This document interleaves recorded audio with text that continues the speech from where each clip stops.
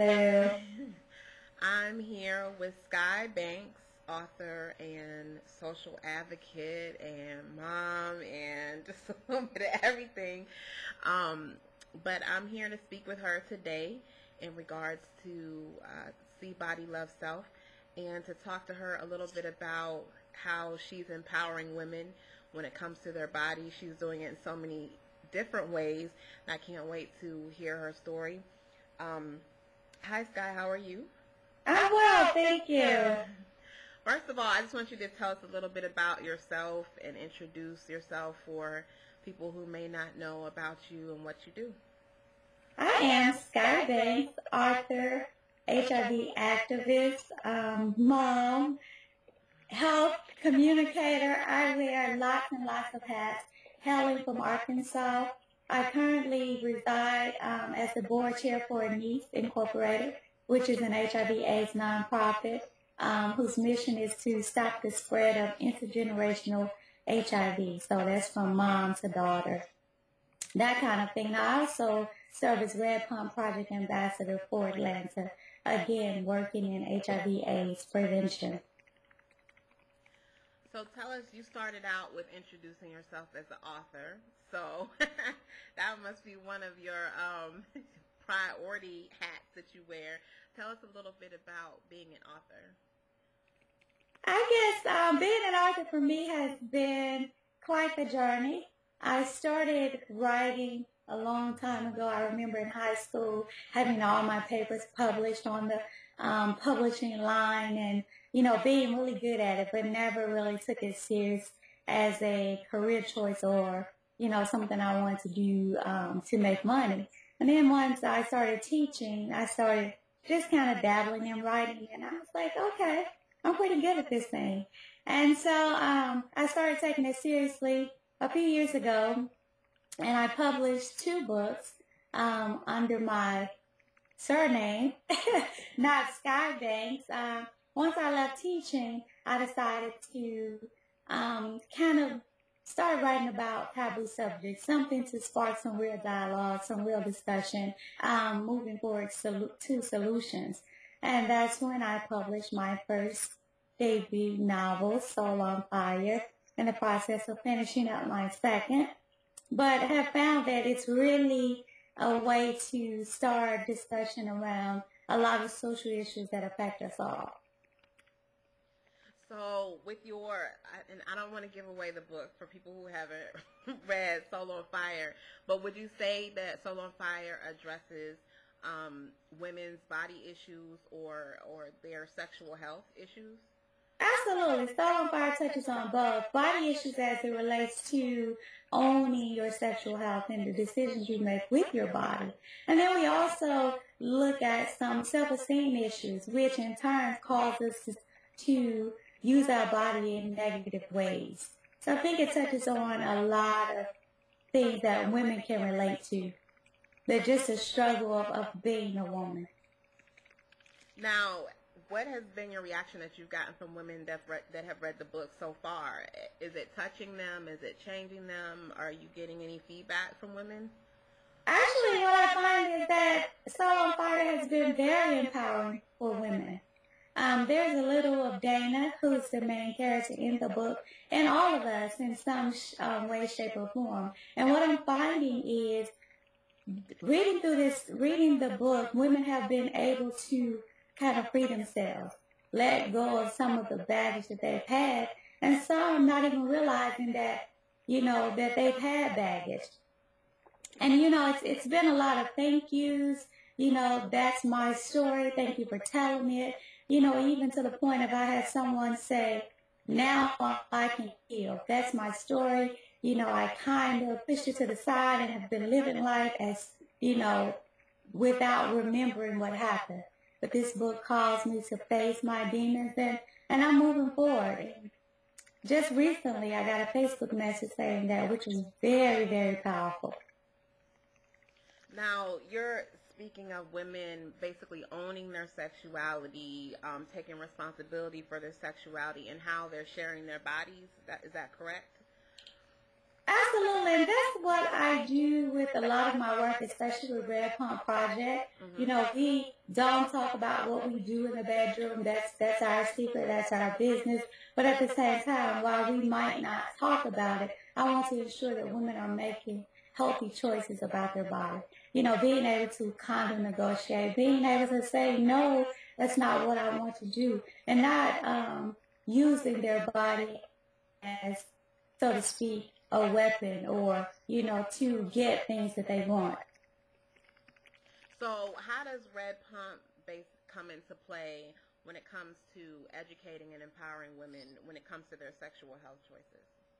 Red Pump Women Love Shoes. I think that's a great conversation starter. But Red Pump is all about awareness. Awareness is always in style. That's the tagline. And what we want women to do is to be aware of the diseases and the risks and the consequences of having unprotected sex. Not only being aware of it, but also making those choices to prevent, you know, contracting HIV or any other STIs or unintended pregnancies. And so that flows over as well, because it just seems like this is a thread that goes through your life and what you're doing in the community. But when it comes to Anise, that goes over into that work as well. Am I correct?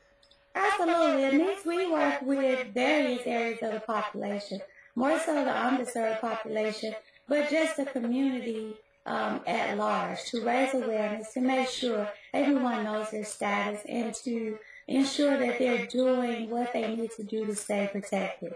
So we do substance abuse counseling, mental health counseling, because a lot of it, if you think about it, stems from mental health.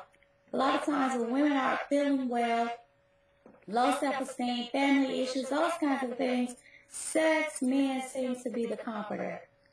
So we want to make sure that they're empowered to make the positive choices about their body. Now, as a woman yourself, what has been some of your body evolution and how you have dealt with I'm probing. What's been your body evolution? How have you over time learned to have a healthy relationship with your body? Are you still learning? I'm absolutely still learning, and I guess the beauty is in the journey of this entire evolution, because I have a love-hate relationship with my body, to be honest. I remember one time you posted something about, okay, what do you absolutely love about your body, the scars, the marks, and I said, I don't love anything about my body. You know, childbirth really does something to your body. Not everybody, unless you're J-Lo or someone who's able to pop out some kids and not have any effects and, you know, maybe have some money to fix it up. But, you know, there are always jokes made about women with stretch marks, women with dimples, women with marks. And, you know, that plays a lot to someone's self-esteem. I always kind of wonder when we as women say self-love and teach your daughters to self-love. I think at the end of the day, being human and being flawed, there's still a way to chip at that self-love. That, you know, I'm so powerful, I'm so beautiful. When you see what society's depiction of beauty is. Right. Beauty is a woman with long flowing hair. I mean, even with skin tone.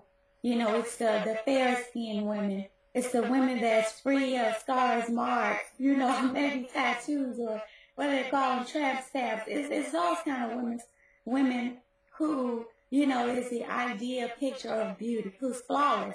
So when you're constantly facing that with the men around you, with men on TV, you know, the girls that you see in the video are all, you know, stout. That's what they say. Back home, you know, by any other means, they are just that voluptuous in the sense of curvaceous, not plump or anything like that. They're just thick in all the right places. So when you see that as the ideal picture of beauty, it's that you're measuring yourself against that, because the average man won't see you. Right. So I think in my reality, regardless of, you know, I know that I'm attractive, I feel sexy, but sometimes there's that self-doubt when I'm looking around me And these women who they're putting on a pedestal, they don't look like me. You know, they're not in the videos. They're not even on the regular commercials.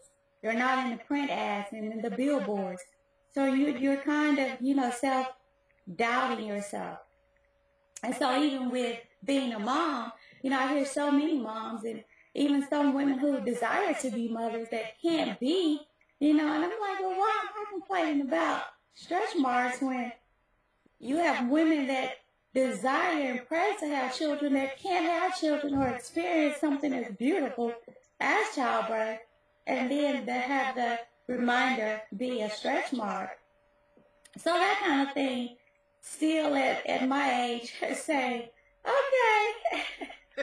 So it's definitely been a journey, and I'm more accepting, you know, of my body and where I am, and knowing some things that I can change about it and some things I can't.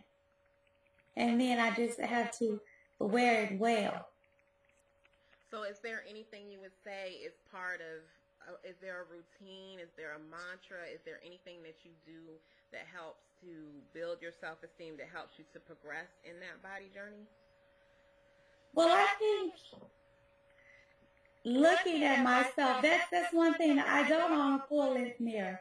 So looking at myself after I get dressed in the morning, seeing how my clothes fit me, that kind of thing, and just being careful to look at those things gives me a different perspective. Even sometimes when I get out the shower, standing in the mirror and just observing my body, I'm like, oh, girl, you ain't that bad. You know, something to that effect. To just kind of be conscious of who I am and embrace that, and not, you know, worry about finding the next thing over the shelf to get rid of something. This is who I am. So that's a constant thing. And even when I'm thinking about it, it's like, no, I don't need that. And so that's just the thing. I'm fine just the way I am. Now, since we're talking about body journey and sexuality, and embracing your sexuality is part of your give back to the community, do you see a connection between women and how they feel about their bodies and how their bodies look and the choices that they make in their sexual behavior? Well, what I'm learning is it used to be a myth that plus-size girls would just be free and loose and have sex because, you know, somebody was paying attention to them. I'm finding that women of all shapes, sizes are highly sexual. You know, they're having sex. So I don't really see the correlation that people say, oh, okay, plus-size women have low self-esteem, so they are riskier in their behaviors. I'm not seeing that. You know, and the women I encounter from different backgrounds, you know, the sex is a common thing, and they're all doing it, they're all having it. And I don't think it has anything to do with what they look like on the outside. It's just something to feel a desire that they have. Right. But, and I don't see, you know, plus-size women being any riskier in their behavior than, you know, medium-build or small-frame women. Right. It's deeper than what we have on the outside, and that's what I try to get people to see. It's more than what's face value than what's on the outside. The issues that we have in the way we, you know, manifest those issues, it's something internal. Right. Right. Yeah, I definitely truly believe that it's about loving your body, period. Whatever size or shape or height or age or skin tone, race you are, that when you truly begin to value yourself, then you make educated, informed decisions about what you're doing with your body. And if you devalue yourself, that crosses across, you know, everything that you're doing in your body, be it what you're eating, when it comes to fitness, what you're wearing, and ultimately even who you're sharing your body with and who you're engaging with when it comes to sexuality. As a mother, are there things that you share with your daughters or your children when it comes to sexuality, advice that you give to them?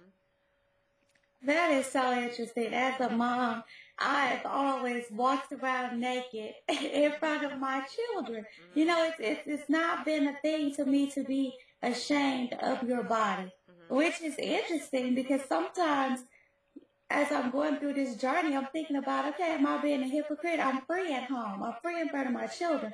But of course, my children accept me Mm. for who I am as their mom. And Mhm. so how society views me is different from them. But I'm free with my body. Like I said, it's nudity is a, just it's not something to be ashamed of. Oh, let me cut up, let me put on a robe. This is who I am. And with this, the same with them, we talk about eating healthy and why it's important to you know put good things in your body. We don't do a lot of sodas or anything like that here, but it's also okay to be comfortable in the skin you are in. Right. My son, he's a big fellow. He's about 5'10", 290 pounds. He's a ball player. Okay. And that's the first thing people comment on is his size. Mhm. And being the bigger guy, bigger than his peers, it's important for me to say, as long as you're healthy, Yeah. it's okay. Yeah. And to be accepting because I never wanted him to be one who was bullied or, called fat or sloppy or slob because of his size because kids can be cool. Right. So we just kind of have those, frank discussions on being true to themselves and loving themselves. My daughter, she's darker skinned. And even with the whole accepting of who she is, because she gets the, oh, you're pretty for a dark skinned girl. And I'm like, what the heck does that mean? I'm not that kind. When? Because I don't want her to have a, consciousness about her skin tone because she's a little darker than her mom or people recognize that. You're pretty for a dark skin girl. Like, what does that mean? Right. So, at the end of the day, I show her images of beauty from Alec Wett, who is dark of the darkest, Grace Jones and Naomi Campbell, women that I find extremely beautiful. Right. They're so beautiful, they make millions of dollars being pretty for a dark-skinned girl. So we have all of these kinds of talks that, are beyond just the superficial, the face value. It's just about who you are. Mom accepts you for who you are, and I surround you with people who don't see your skin tone or your size or that kind of thing. They see you as a bright, bubbling young boy, and the same for my daughter. So, we have those talks because society will hamper, and even being a peer, a student, your peers can hamper that with a negative talk when it's all about what you look like and what you're wearing. Right. Right. Now, you were part of the SBLS, the See Body Love Self photo shoot, and it was great to have you there.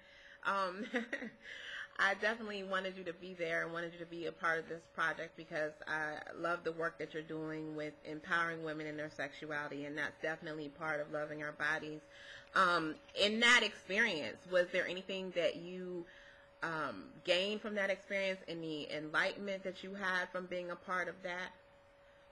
That was an amazing, amazing experience, and I truly appreciate being part of that.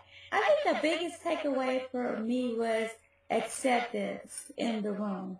There were women from all walks of life, different ethnicities, but it was acceptance, it was love, it was support. There were so many, you look great, thank you, hugs, laughter, that genuine sisterhood. And the acceptance was the big thing that I took away from. No matter what someone else said, oh, I don't like this, or I don't want to wear this, and there was, you're okay. If you don't want to wear your hair down and want to keep it on itself, it's fine. So that acceptance from people that you don't even know, some people that I've never met a day in my life, before the shoot, but to find authentic women in a space sharing and accepting of each other. Yeah, I definitely agree. I think one of the things that made it, even for me, made it enjoyable and comfortable and even empowering was being in the room with other women who were so accepting and so has so much positive energy to give. Because I think if I had been in the room by myself, I might have been a little more nervous and, a little more uncomfortable, but it was just natural to just get up there, and it really felt like, having a party with your girlfriends that was just captured on camera. Absolutely, absolutely. Yeah, and I definitely believe that women getting together can always be empowering. I really appreciate you being a part of that. I appreciate you being here and sharing your insight and your perspective. What's coming next for Skyy Banks? Skyy Banks is actually finishing up her next novel, and I'm in the process of writing a screenplay. So I'm stepping out of my comfort zone to do some things. I want to take my HIV advocacy work to the next level. You've inspired me. I think it's so much power in social media and ways to, get information out there, raise awareness in non-traditional ways, and with women that look like you and I, someone that we can touch. So I'm looking forward, to all that's to come and really empowering and impacting the world. Well, thank you. I'm excited hearing what's coming from you. I'm like, oh, there's a screenplay coming. But yeah, I'm definitely looking forward to all of it. And we are just at not the beginning of the year. We're almost in the middle of the year. So we've got a little bit of time left. But I know that we're definitely women making progress. And there'll be great things to come. Thanks so much for being here. Absolutely. Thank you. Have a great evening. All right.